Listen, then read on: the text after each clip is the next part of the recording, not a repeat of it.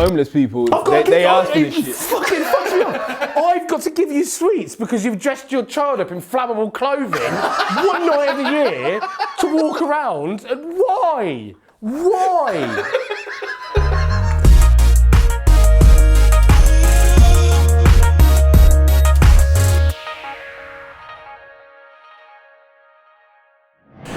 So we're back. Dan was on holiday in Jamaica. Land of food and water. So we're in the garage without Dammer. And it's either Halloween today, I don't know when we're going to drop this, but it's Halloween week. Yeah. All I'm going to say on Halloween, what a load of fucking bullshit. Why are you hating? Why am I hating on Halloween? It's just Explain weird, why isn't you're it? hating. Tell me why you're hating. It's just weird. It's one of those, I suppose I sound like the fun police. We spoke last week about fun police, people celebrating. But it's just a bit weird celebrating it. It's a bit weird. The dead coming back and rising up. You think that's weird? But that's Like, that's how it comes from. Shall I tell you what's weird, Jack? And I actually said this a couple of years ago. I posted it. You buy loads of sweets to give to random children. Yeah. Then you send your children out To get sweets from random people. Yeah. Why don't you just give them the sweets you bought? Well, it just annoys me.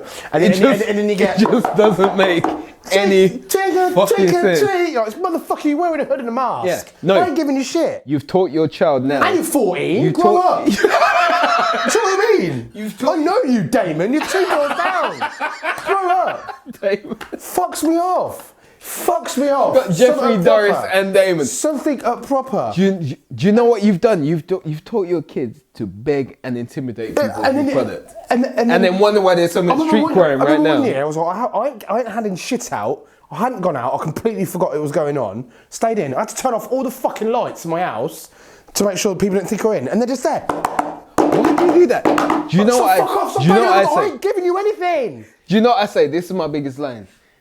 When they come to the door, they're like, trick. No, they go trick or treat. I said, trick, I dare you. Just look him in the face. I dare you. Egg my house. Egg my house. We ain't gonna do shit, though, you ain't got eggs. You don't even know what this fucking shit's about. I remember when I was like, you've come unprepared. I was 11, 13, whatever, fucking running around Grange Park, egging shit. Yeah. That's what you do as kids. Kids ain't doing it now. They just want sweets. It's a bluff now. It just fucks me off. It fucks me off. And then you got the parents there looking at you like, you gonna give them some sweets? No, I ain't got shit. But meanwhile, I don't fucking know you. I don't know you. Meanwhile, I owe you nothing. Meanwhile, like we said before, the homeless people, they ask for this shit. Fucking fucks me off. I've got to give you sweets because you've dressed your child up in flammable clothing one night of the year to walk around. And why? Why? Why? Flammable clothing. Why? Make it stop. And it's just to make big corporations money because it's another holiday. No, but it's another one of them. No, it's another one of them American things we jumped on. Fucks me off. Yeah. Fucks me off. Don't get me wrong. When you see proper and the thing is, it's not like if I had kids turning up in some like fucking top of the line ridiculous fancy dress, like holy shit, that's incredible. You'd be impressed. I'm like, yeah, okay then. It's not that anymore. What did I see the other day? This dad had built this contraption. It was like the Avatar robot thing. Oh yeah. And his daughter's sat up front. I was like, that's it. That is quality. That's fair play. If you come with a bin bag with 2 eye holes, fuck off on my doorstep. Oh, I've got a mask that costs £3 from Pound. Good for you, mate. Harley Quinn. I'll just want to dash it at them. Trick or treat, I'll get you a trick, motherfucker. Just throw fucking rotting fish at what them. annoys me more is the adult parties. Now we're gonna have a party and we're gonna dress up and stuff, and you're like, you're not a child, like. But then do you reckon that's because those kids were they're adults now? They were allowed to trick or treat back in the day. They were the kids when because my mum and dad's generation, it wasn't a thing. Yeah. I never did it as a kid, obviously. But it was never a thing. But then did you want to do it as a kid? Maybe when I was younger, because I was thinking I was missing out. Peer pressure. I never wanted to. And then when I realised, and my mum was like, I think I had a conversation with my mum. My mum was like, it's just weird. Yeah. It's weird. Why are you going to go knock on someone's door? As a child, I'm going to just send you off. That's some irresponsible shit. Like, to a stranger. Because if we think back to the American argument was, you'd have to give the kids treats because then they'd do a trick or fuck something up. They ain't doing that anymore. No. So yeah, fuck Halloween. Fuck what it's about. So what do you think of the new wave, the adult thing where they're all getting dressed up just to have random parties? It's not even trick or treating anymore. It's just having a party to celebrate Halloween. But the thing is, now we sound like the fun police. So we were talking about the fun police last week. So we sound like the fun police, sort of adults. So it's not fun police. It's a case of you could just have a party. Yeah. Like, I'm not saying you can't have a party. Yeah, I suppose it's sort of why the corporations have created excuses to have parties, and we feel that there needs to be something. We just have a party anyway. You could just have a party. Don't get me wrong, I do like there's not me saying you can't have a party, but why do you have to come dressed as Chucky? You're a grown ass man. Like, why are you dressed as Chucky when you're nearly 40 years old? Like, that's my mentality. I don't get it. I just don't get it.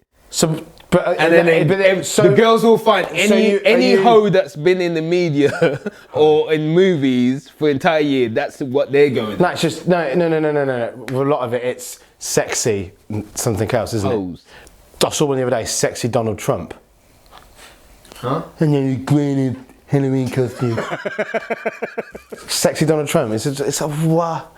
I think there was a viral tweet, something like, "Your Halloween costume is sexy plus your deepest and darkest fear." So mine would be sexy, disappointing your parents. So it'd just be me.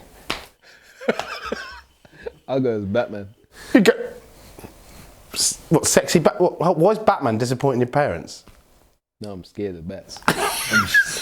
No, hang on, no, I said no. The outfit is sexy plus your darkest. So you'd be a sexy bat? It has nothing to do with what you're talking about. I'm scared of bats. So why? They just flit around doing shit. They don't do anything. Have you seen bats? Yeah, I've seen bats. They're fucking terrible. They're just spawns of Satan. Rats with wings, aren't they? But it's weird how they fly, isn't it? It's not just flesh. They're the most fucked up creature. So what we're saying, fuck Halloween and fuck bats. Yeah, fuck them all. Chicken, fuck off. Fuck off. So, Crypto. What the fuck? You have just been exposed to crypto. I don't think it's technically crypto though. So I got sent an invite for something. It's called Initiative Q. Saying about they want to create a new currency, a new way of paying for things. It's from the creator of PayPal. And when they start out, it's invite only. So I got invited to it. So I started up. And then when I set it up, so every Q you have, they want to get to a point where each Q is worth $1. So you start off, once you get invited, you get 10,000 Qs. Invite someone else, you get another 10,000. And then invite someone else, you get another 10,000. So right now, you've got 10,000 Qs. I've got 43,000 Qs because I've invited some people and I've ratified it. They're just starting out. So do you think you've got $43,000? No. Then what? I think I signed up for something and I'm just going to see what happens. I've just put my email in and I just want to see what happens. Okay. Because this is what happened with Bitcoin and stuff. People bought some Bitcoin for whatever it is and then 2-3 years down the line, like, holy shit, I've got 50 grand worth of Bitcoin.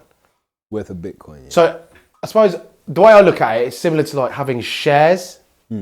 So they may be worth nothing once you get them, but then in a couple of years... So why would somebody give that away for free? Because they're just starting out. And they need to start out and say, we've got X amount of people that have got these and they're not worth anything at the minute, but if we create this currency system, they'll be worth something. So even though I'm telling you that it's worth $1,000, whatever, it's not worth anything.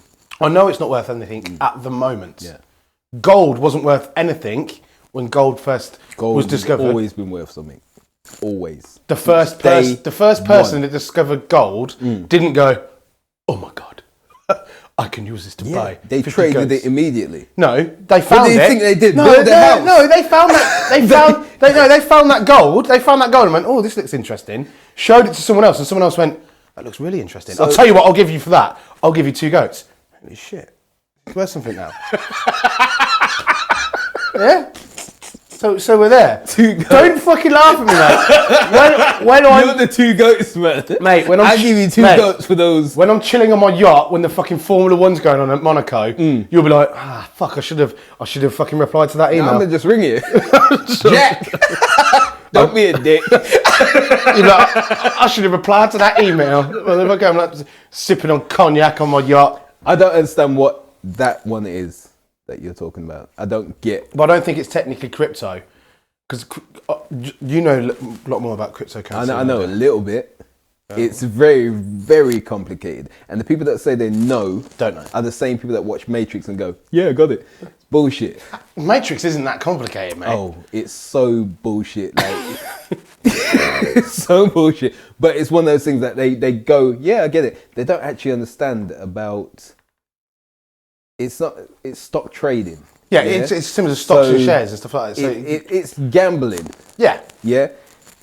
And for me, if I ain't got money to throw away, I'm not interested. But I suppose I look at it like when you go to the casino. Yeah, exactly. The only people that are making big money at the casino are people that already have got a lot of money because they can afford to lose it. Yeah. You don't see guys walking into the casino with 20 quid walking out like, holy shit, I'm £1,000 up! Take my car. I don't care. Yeah. I remember when I was at uni going to the casino all the time. How'd you get on? And I'm the worst person with it. I remember once at the casino, I was playing blackjack, and I think I was about 300 quid up playing blackjack because I was doing really well. Last bets. Mate's like, come on, cash it. I'm like, no. Come on, let's. No. I'm going to build this house. I'm going to get. Oh. Walked out, £40 up. So I was just throwing money on it. Yeah. Crypto is so complicated that people don't even understand the levels of depth. Like, there's only, for me, trading in crypto stock is not profitable because it's only profitable as long as it stays crypto. Yeah. Yeah. So, okay. Yeah. So it's one of those like, I've got 8,000 because Bitcoin. It's quite hard to take Bitcoin and turn it into actual money, isn't it? Actual cash. You have to give it to someone who wants to buy that from you. Actually, physically give you money. The people that are making money from crypto are the miners. Yeah. What the fuck? What's that? So, how do you crypto mine? How do you mine? What? And this is the rabbit hole we're gonna go into now. Okay, but we'll throw out here. Right. If you know about crypto, hit us up. Applewood on Facebook, Applewood on Instagram, @Janicki on Twitter. Hit me up. We need to know. Let's get you in here. It stands like this. So if you trade 1 Bitcoin with me, then somebody has to monitor that trade and identify that that's happened. Okay. And there's a whole stream of deep shit they have to go through. Like, these people have got servers upon servers upon servers. Because is this where it goes into the whole dark web kind of thing? They now get, I think last time I checked, they get 12.5 Bitcoin. Say we're talking Bitcoin. They get 12.5 Bitcoins for finding that one transaction and then building the chain. Okay. So if Bitcoin is worth 8 grand, they get 100 grand for finding that one. Is it because it's the whole thing about it's untraceable and stuff like that, and governments can't trace it and stuff?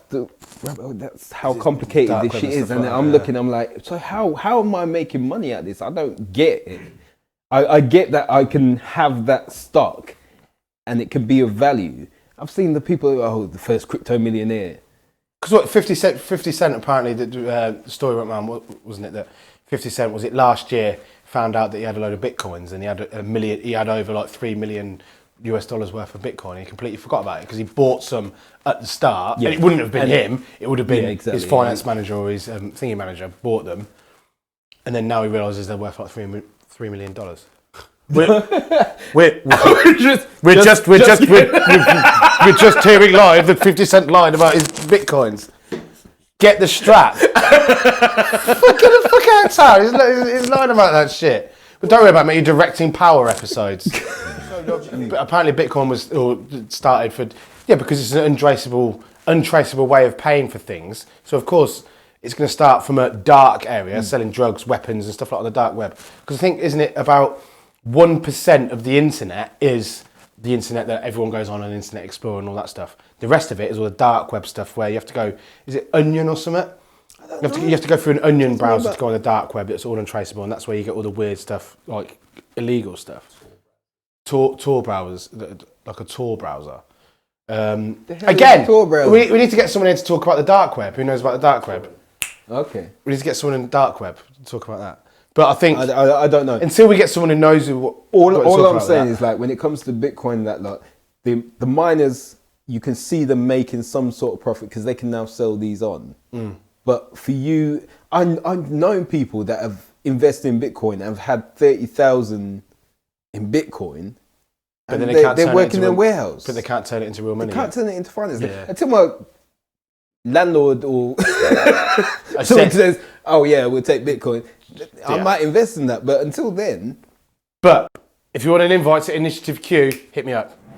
So, ever been bullied into donating to charity? No, you've not.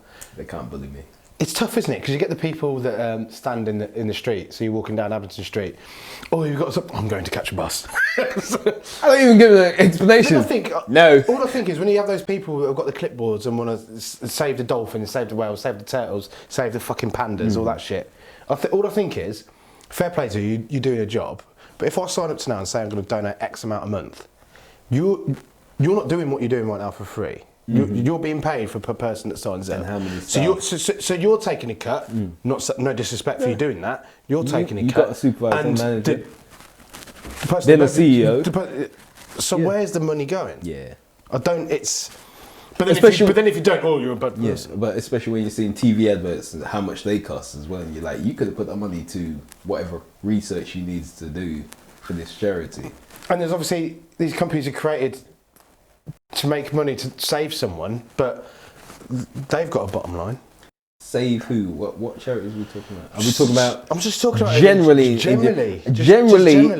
charities. For me personally, I don't think they're out there to save anybody, because if you say a disease, if you cure a disease, then. But curing disease, there's no money in curing diseases. There's money in the medicine. There's no money in curing diseases. There's money in medicine. We've cured it. Pharmaceutical companies are like, good one, dickhead. Like, how are we going to sell these now? I may get in trouble for this, but I don't care. I'm going to say, I've said before, you know when you get the adverts where like, we need more money for research. I'm like, what more do you need? Like, you clearly have enough equipment. Like, is there something we're missing that you need to research what you're researching? And what is it? Awareness. We need to raise awareness for... Like, everybody don't know. We need to raise... And I'm not belittling at any point, because I know this is going to hit home for a lot of people. But you see about, what is it? Cancer Awareness Month. I think everyone's aware of it now. Why we don't need to raise any more money to make people more aware we need for it. To raise money to get it sorted, get it fixed. So it's... But there's no money in fixing it and sorting it. Exactly, and that's my point.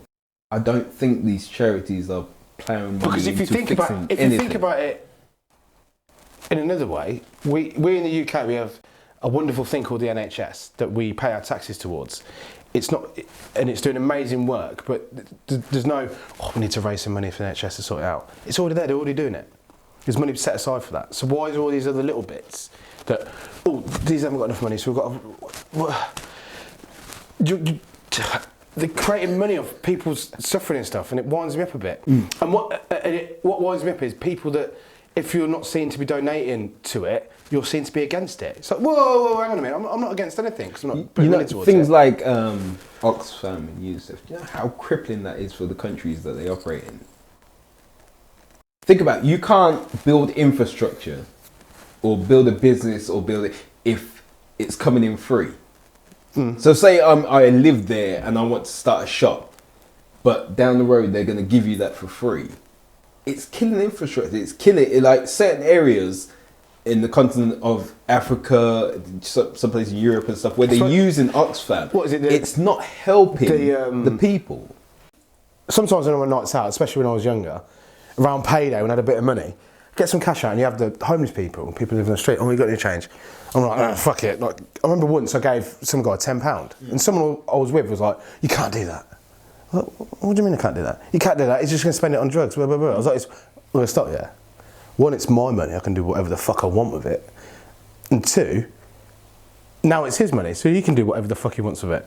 And if he's living on the street, yeah, but he's probably pretending. I was like, okay, if he is pretending, fair play to the guy, because he's got more balls than me to sit on the street with a fucking piss-soaked sleeping bag begging for money. And if he wants to spend 10 quid on some drugs, let him do it. And my literal argument to that is, I've had people say exactly the same thing. I said, if there's any person in society that needs drugs, it's somebody with no home, no prospects, no future, and living on the streets. I'm like, if you want to take I know people in high society, really good jobs, that take drugs. What are they taking it for? Exactly. My point is, if you're in that situation, to get me through the night, why? And it's these stories around winter and stuff. I think one of them died, didn't they? Because someone threw a load of water over them, and it was like December, and it was -4. Yeah, I saw that. Is that what does that say? You've got people that haven't got anything, and then people have to take it to further levels to take more from them. And we shouldn't have homeless people. We have a welfare state. So if you don't have anything, the reason we all pay taxes is so if it comes to a point where we don't have anything and everything else falls out of its arse, the government and the reason we've paid taxes can help pick us up and help us live until the point where we can get something else. And yet homelessness is rising through the roof. And you have people telling you, don't give them money because they'll spend it on whatever they want to spend it on. Give it to something else. Give it to someone else because someone else will sort them out better. On that argument, we shouldn't have homeless people then, because people have been given this money to other people Charities. to sort these people out so these people don't exist anymore. Absolutely. So fuck you. I'll give the homeless man £10. Go and buy them a Happy Meal. No.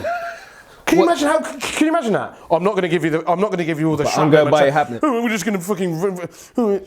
How patronising is that? And it goes to the point with charity begins home. We can all do better. Yeah. We can all do better, and we can see these people as human beings. And I'm not talking globally, locally. Yeah. Sort that out. And I think the interviews with homeless people and people that haven't got anything that live on the streets, they say a lot of the time it isn't even that they want money. It's they want that. They feel like they're invisible because you have people just literally just walk past them. I have a story. Can I tell this story? I have a story. We were at the Savoy in London for an award. It was an event for Tracy's work. So this is high society. This was like. Are you gonna bleep that? Colonial. She don't work there no more. It's so good. It's colonial Britain. Like it was like Jeffrey. We walked in there, and there was loads of black people, and me, but all the black people were serving. So when we sat down. Oh no, please. Sat down, and I was like, I really need to pee, and Tracy just looks at me, all innocent and white, and she said to me, "Well, go and pee." I was like, well, if I get up and somebody asks me for a drink, there's going to be a situation right now that I don't think you want to be a part of. Like, this is what's going to happen. So everybody that was around was they were black and they were wearing gloves, proper colonial shit. I was like, can you believe this shit still exists? And they were coming over to the table, putting extra drinks down, going, and walking off like, one of us made it sort of thing. I'm looking at this is crazy. We left there. And we're walking down some high street in London, and there was a group of homeless guys, yeah? Walked past, I stopped, Tracy kept walking. And I called her back, and she was uncomfortable at the time. She was like, oh, there's homeless people, I'm unsure. Unbeknownst to her, they were saying to me, don't let her just walk down there by herself. Go and get her. Because, yeah. Out of all the people in London that night, they were looking out for her. Yeah. There was random strangers on the street walking past her that didn't give a crap. They were looking after her. Because people, there seems to be this disconnect that if you're homeless, you're not a human being, you haven't got a backstory in what's happened. Mm-hmm. My mum often used to tell me, you're only like 5 steps away from being homeless. You're that close to losing everything and ending what that person is. Easy. But people think, junkie. Yeah. It's his fault. He made this happen. He made this happen. Yeah. Do you know what I hate about that argument? So what if you fucking did? No, but so what if you did? No, but I called her back and we started talking to these guys and they were like, I turned around to them. I said, look, I'm gonna go back up to the hotel. get changed because we're in proper tux and stuff like that. And we're going to get changed, come back down with some cigarettes, we're going to talk. Came back down with some cigarettes, talking to these guys, and they were such nice people. They were the deepest people. They were telling us, one guy was telling us he owned a business and then he lost the business, he lost his wife, went into a depression, lost the business, and now he's homeless. I'm not blaming anybody, but that's how it was. Yeah. We're talking to the people, it opened their eyes massively to say, wow, these are just people. These are just people. And they didn't want anything from us. No. They weren't asking for money, nothing like that. It was just somebody to talk to them. They're on the street. Treat them like a human being. 100,000 people walking past them every minute, and they're just like, happy to have one of the richest countries on the planet, and we've got people living on the streets. Why? Think about it. And you hear the arguments, don't you, when people are saying, "Oh, we're sending all this aid," and you just know if you had one of these people that says, "We shouldn't be sending aid to Africa and all these third world countries. We shouldn't be doing it." But if you just stand there and say, "Okay, then we'll stop doing that. That's fine. We'll put it into the homeless people." No, they can't do that. They're there by themselves. They put themselves there. They should get themselves out. But they try and get themselves out, but there's nothing there to help them get themselves out because the system's created to just, it's deep. Yeah. We could go on forever on this one. I think we need to wrap that up because... We need Price here to talk about Doris. Doris and Jeffrey. Jeffrey's doing all right. Doris is fucked.